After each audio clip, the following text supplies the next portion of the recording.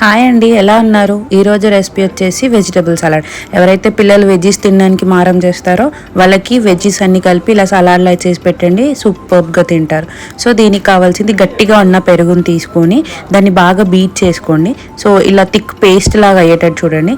So దీని తర్వాత cucumber, carrot and beetroot అనేది సన్నగా చాప్ చేసి పెట్టుకోండి. సో ఈ త్రీ ఒక బౌల్లోకి మిక్స్ చేసుకొని సో దాంట్లోనే ఇంతకుముందు ఏదైతే క్రీమ్లా చేసుకున్నామో ఆ యోగర్ట్ని వేసి టేస్ట్కి తగినంత పెప్పర్ పౌడర్, కొంచెం చాట్ మసాలా అండ్ టేస్ట్కి తగినంత సాల్ట్ అనేది యాడ్ చేసుకోండి. సో ఇలా యాడ్ చేసుకున్న దాంట్లో లాస్ట్ అండ్ ఫైనల్ టచ్ కొంచెం కొత్తిమీర అనేది సన్నగా చాప్ చేసి దాంట్లో వేసేసి గట్టిగా మిక్స్ చేసి పెట్టేయండి.